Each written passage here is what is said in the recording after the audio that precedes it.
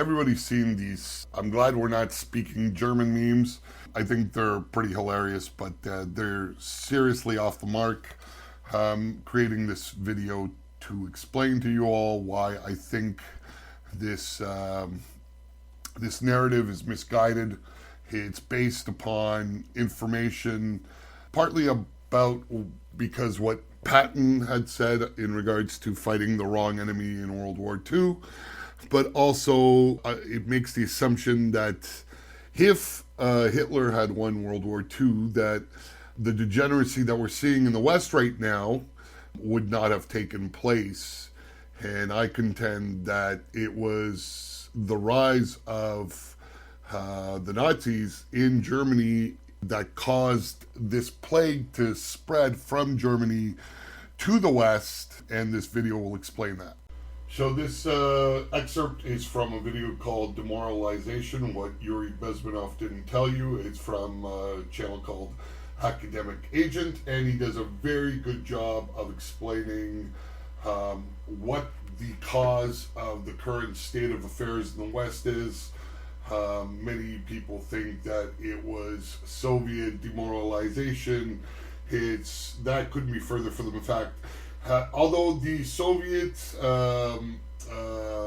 campaigns to demoralize the West have had some effect, the majority of the degeneracy that we're seeing in the West now comes from a place called the Institute for Critical Studies. Basically, it's critical theory. It was a group of German Jews who left Germany and emigrated to America, and they set up camp in Columbia in the east and in Berkeley in the west, and they just started their campaign to demoralize the West with the tools that they had, and this video explains that process.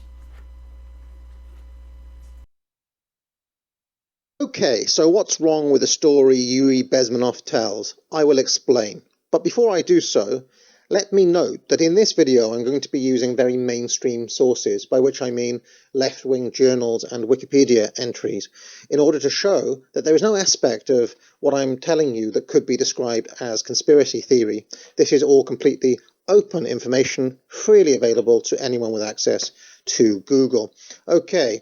With that noted, the problem with Yuri's narrative is that the ultimate source of the demoralization program he describes was not Moscow, but Frankfurt, and specifically the Frankfurt School, which I am sure you have heard of.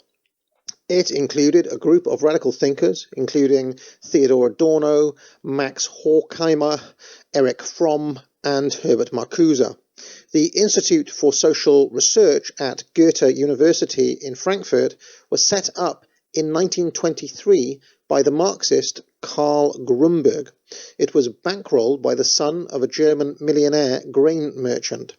Importantly, though, this was an alternative branch of Marxism which was against the Soviet project and sought to analyze its problems, which is to say that it was entirely independent of Moscow. Max Horkheimer took over as director of the Institute in 1930 and then recruited Adorno, Fromm, and later Marcuse, among others. After the rise of Hitler in 1933, Horkheimer moved the Institute from Frankfurt to Geneva. Erich Fromm went on a trip to the United States around this time, where he persuaded Columbia University, based in New York, to grant the Institute for Social Research refuge while Germany was under Nazi rule. And so the Frankfurt School new home from 1935 was New York City. While there, the Frankfurt School devoted much thought to what had gone wrong in Germany from their perspective, and located the problem in both the German mindset, which is to say the psychology of the German people, and in German culture, which is to say the cultural modes which perpetuate this psychology. Anti-Semitism, for example, was diagnosed as a pathology, a symptom of the authoritarian personality type. Horkheimer made a number of strategic alliances in New York. Most importantly, he allied the Frankfurt School with the American Jewish Committee, a non-profit Jewish advocacy group which is headquartered in New York, which had some, but not total, influence in Washington. The Frankfurt School proposed some very radical solutions to the problem of fascism in Europe. As early as 1941, Horkheimer had drawn up plans for nothing less than the total re-education of the German people, the aims of which were, quote, the mental transformation of the German human being, culture and society towards democracy, morality which respects human dignity and the world. In 1942, Herbert Marcuse started working directly for the Office of Strategic Services, which was the predecessor organization of the CIA. Now, I should be clear here, this is not to suggest that the Frankfurt School or Marcuse were directly in charge of running US government policy or anything like it. A country like the USA is big and complex. The government is not a monolith. It has different networks and different nodes of power. For example, for almost the entirety of his time working for the government, Marcuse was under surveillance by the FBI under suspicion of being a communist infiltrator. And, in fact, this dynamic of these Frankfurt School thinkers operating in the US government at the same time that the Red Scare was going on is a source of much confusion. But all of this should be made much clearer in your own mind if you see the Frankfurt School thinkers as the new left, entirely independent of and even against Moscow and the Soviet Union, who are the old left. As Marcuse and others, such as Franz Neumann and Otto Kirchheimer, joined the Office of Strategic Services in Washington, D.C., Horkheimer and Adorno relocated to California.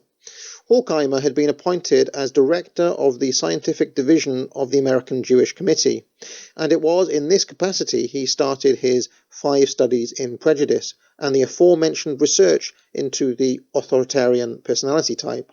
When the Second World War ended, the Allied powers embarked on a program called denazification, a vast propaganda effort essentially to convert the German population from supporting Nazism to supporting liberal democracy, in the case of West Germany, and to supporting socialism or communism in the case of East Germany. The administration for this program was divided into 4 zones, one under the Americans, one under the British, one under the Soviets, and one under the French. This is significant because we can see side by side how the denazification effort, as directed by Washington and Moscow respectively, were applied.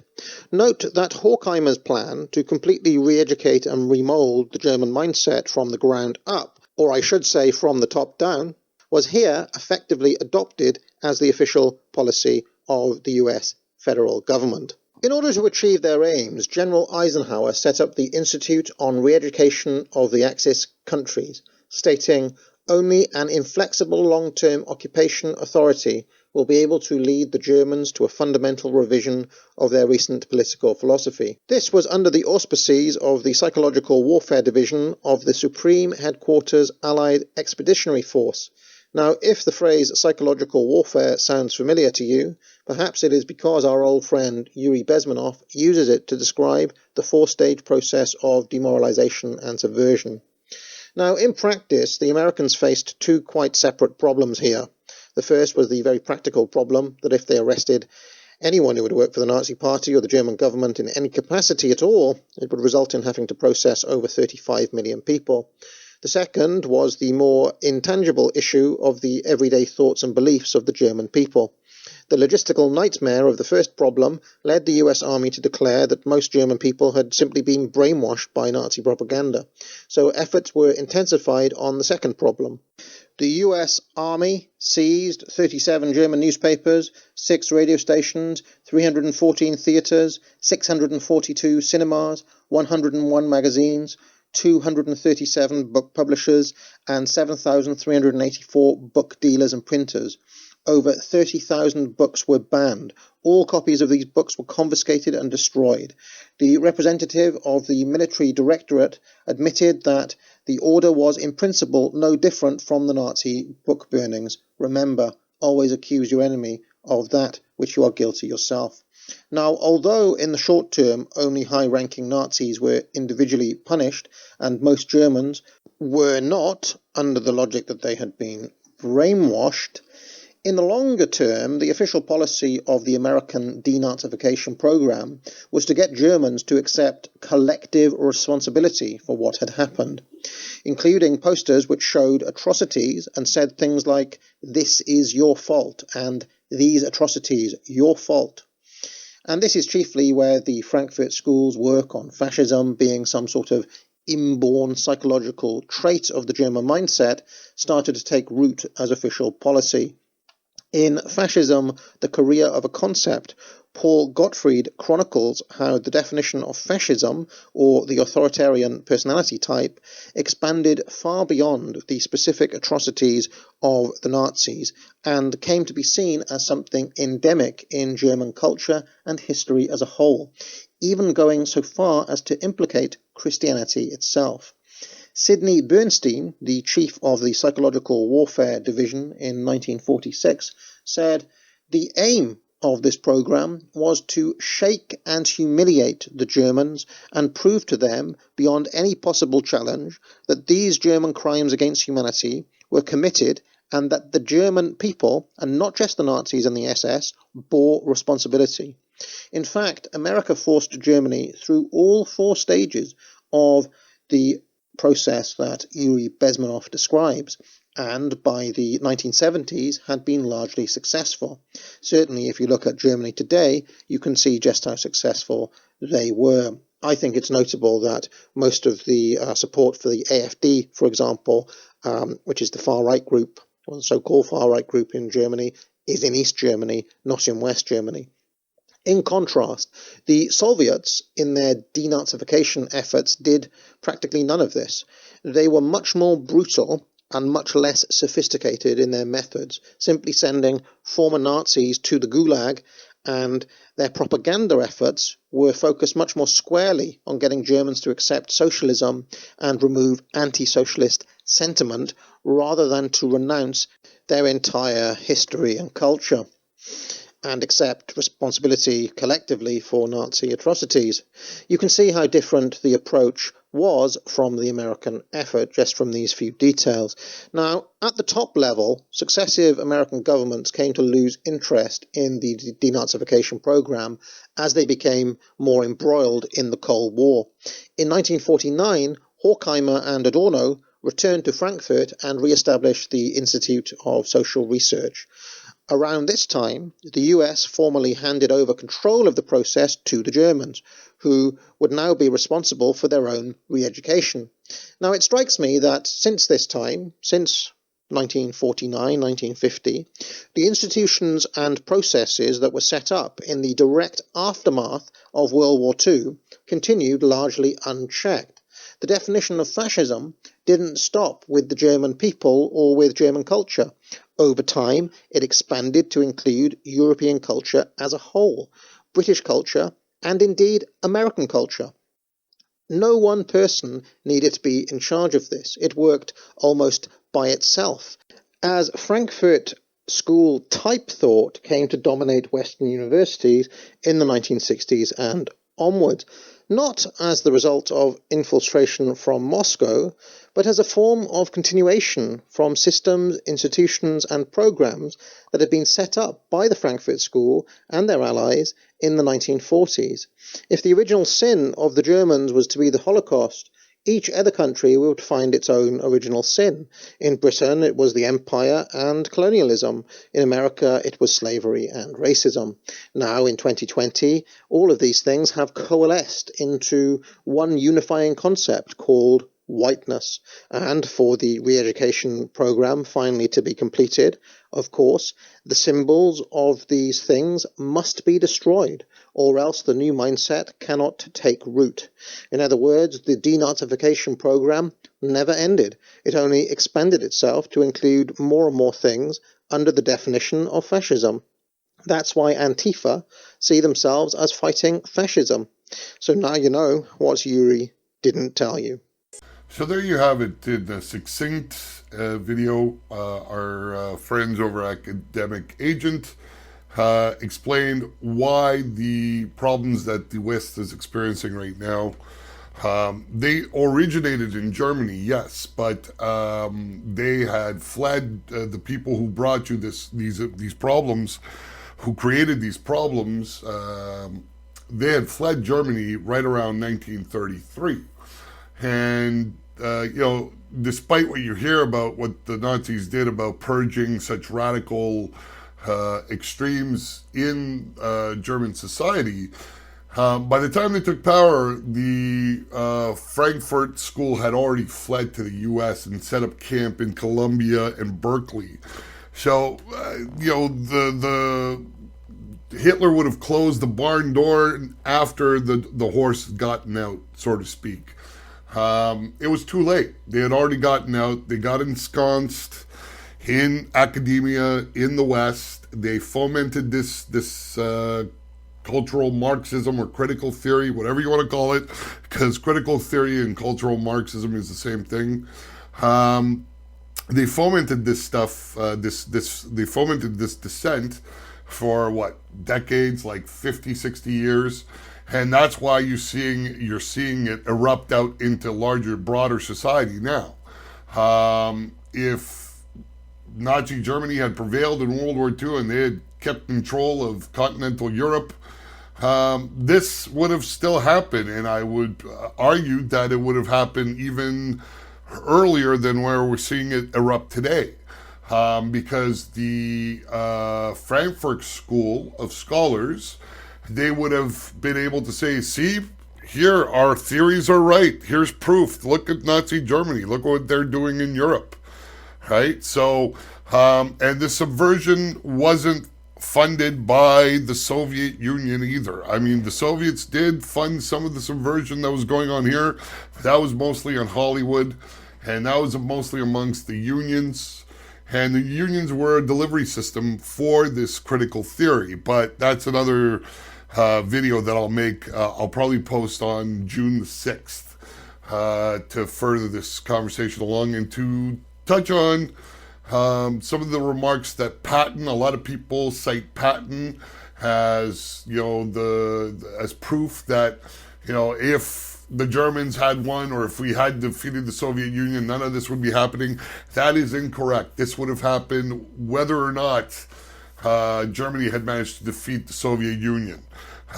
These people had left Germany in 1933.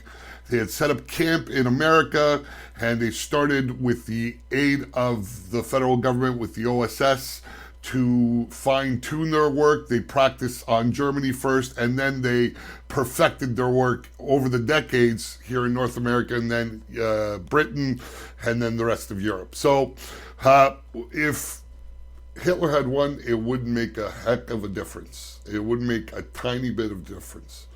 So, yes, people are incorrect in making that assumption. We'll see you on June 6th with the second part of this video. So, if you like what you see here, go to our website. It's at clownworldchronicles.com. There you can see where we post some satirical blog articles like the Babylon Bee does. We're posting more each day. You can review the meme stash. We haven't started uploading it yet. We're still in the process of getting it organized. But there you'll be able to see memes categorized by subject.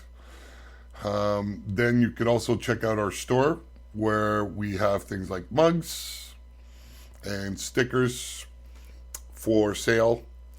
Right now we're on pre-order, but that will change soon. You can also check out some other things you can buy, like we can make you custom memes, or if you need Photoshop work done, we can do that for you as well.